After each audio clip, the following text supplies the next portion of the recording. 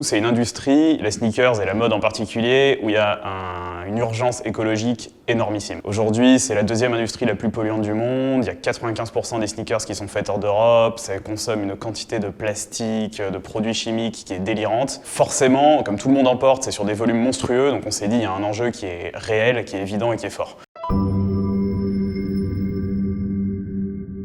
Je m'appelle Paul, j'ai 31 ans et je suis un des deux cofondateurs de Corail. Corail, c'est une basket qui est faite à partir de bouteilles plastiques recyclées qu'on repêche à Marseille avec une équipe de pêcheurs qu'on rémunère. J'ai fondé ça du coup avec Alexis il y a un an et demi, un peu plus d'un an et demi. En gros, avec Paul, nous on se connaît depuis l'école, donc ça fait à peu près 10 ans qu'on est potes. On a eu notre révélation en 2018, on est partis en vacances ensemble à Marseille et on est tombé sur beaucoup de plastique, vraiment une quantité de déchets folle. Et ça nous a fait un vrai déclic. Et là on s'est dit, bon, s'il y a un projet vraiment à monter, c'est un projet qui permette d'une façon ou d'une autre de réduire l'impact de la pollution des déchets et en particulier de la pollution plastique. On a choisi de faire des baskets pour deux raisons. La première, c'est que déjà on est tous les deux des fans de sneakers et je pense que quand on lance un projet comme ça, qui est un projet à petite échelle qui nous parle, je pense que c'est important de prendre un produit qui nous plaît. Les baskets, c'est quelque chose que tout le monde porte et du coup c'est une façon directe d'avoir un véritable impact. L'industrie de la mode et la basket, c'est une industrie, comme on le sait, qui est très polluante. Aujourd'hui, c'est la deuxième industrie la plus polluante du monde. Il y a 95% des sneakers qui sont faits hors d'Europe. Ça consomme une quantité de plastique, de produits chimiques qui est délirante. Forcément, comme tout le monde en porte, c'est sur des volumes monstrueux. Donc on s'est dit, il y a un enjeu qui est réel, qui est évident et qui est fort. Le premier obstacle majeur, c'est qu'on connaissait absolument rien au monde de la basket et de la confection de chaussures de manière générale. On n'avait aucun contact pour aller justement récupérer ces bouteilles plastiques et pour les recycler.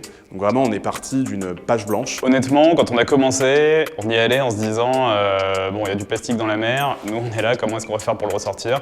Donc on a un peu pris notre courage à deux mains, on est allé à Marseille, on a fait la tournée des ports pour rencontrer des pêcheurs et leur parler du projet. On a été très bien reçus, on est tombé sur des pêcheurs qui sont hyper impactés forcément par la question, qui sont hyper sensibles au projet parce que c'est leur outil de travail, la mer, dans les faits, ils y passent leur vie et ils voient que tout se dégrade. Donc on a pu discuter avec eux et créer le projet avec des pêcheurs marseillais. Concrètement, ce que ça implique, c'est qu'en fait, c'est des pêcheurs qui, en plus de leur activité de pêche, vont en mer pour nous récolter du plastique. Ça a un double intérêt, c'est que eux, il y a des vraies grosses périodes de creux dans l'année, notamment à cause du réchauffement climatique qui fait que les habitudes des poissons changent, donc sont plus aux mêmes endroits, ils peuvent plus pêcher autant qu'avant.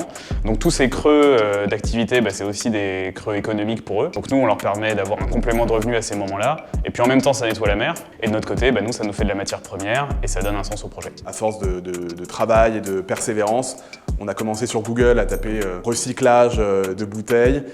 Ça a été très long et c'est vraiment ce qui nous a pris le plus de temps, mais de fil en aiguille, on a vraiment réussi à créer notre propre chaîne de valeur et chaîne de recyclage jusqu'à la production de la basket et c'est quelque chose dont on est très fiers. En fait, le lancement, il a été plutôt rapide. C'est un peu vertigineux comme sensation parce qu'on se retrouve tout seul. On a démarré, on est allé à Marseille, on a rencontré les pêcheurs, on a trouvé des fournisseurs, on a réfléchi au design de la basket. Tout ça, on l'a monté pendant à peu près 6-7 mois, quelque chose comme ça. Et à la fin de ces 6-7 mois, on a lancé nos réseaux sociaux.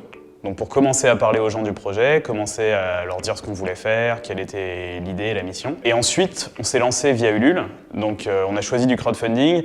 On trouve que c'est hyper intéressant le crowdfunding parce que ça permet à la fois de montrer que les gens valident le projet, c'est une preuve de concept et les gens disent oui, j'adhère à ce projet, donc j'y participe, c'est quelque chose qui me parle. Et d'un autre côté, pour une petite structure comme la nôtre, ça nous permet d'avoir les fonds en amont. On ne s'attendait pas à un tel succès.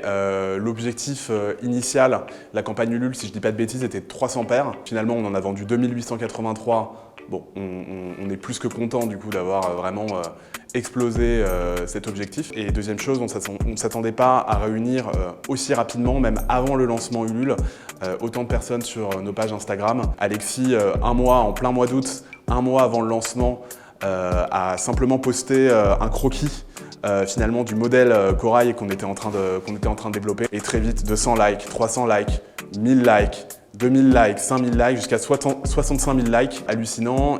Et du coup, ce post-là a vraiment permis de créer une communauté qui nous a soutenus tout au long du projet. L'ampleur que ça a pris, nous honnêtement on s'y attendait pas et on est ravis qu'il y ait eu un tel écho. Après, de toute façon, on était sûr, on voulait se lancer, on voulait avoir ce projet, on voulait avoir cet impact.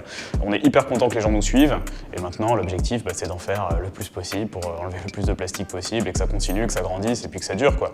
Donc que ce soit pas un projet éphémère mais que ce soit une vraie aventure durable. On a conscience que c'est encore une goutte d'eau, Mais je pense qu'on est un peu à une époque où c'est plein de petits projets qui vont permettre justement de faire une différence. Il y a une véritable prise de conscience des enjeux écologiques de manière générale. C'est quelque chose de très positif et donc naturellement, il y a beaucoup de marques qui se lancent sur ce créneau-là. Plus il y a de marques et plus on va pouvoir justement globalement avoir un impact positif sur la planète. Donc c'est quelque chose que je vois évidemment d'un très bon œil. Donc je tenais à remercier tous les contributeurs Ulule qui ont permis du coup de vraiment donner vie à Corail. Et merci beaucoup à BNP Paribas pour son soutien via Act for Impact. Nous, ça nous pousse, ça nous aide, ça nous donne envie de continuer. Donc vraiment, merci.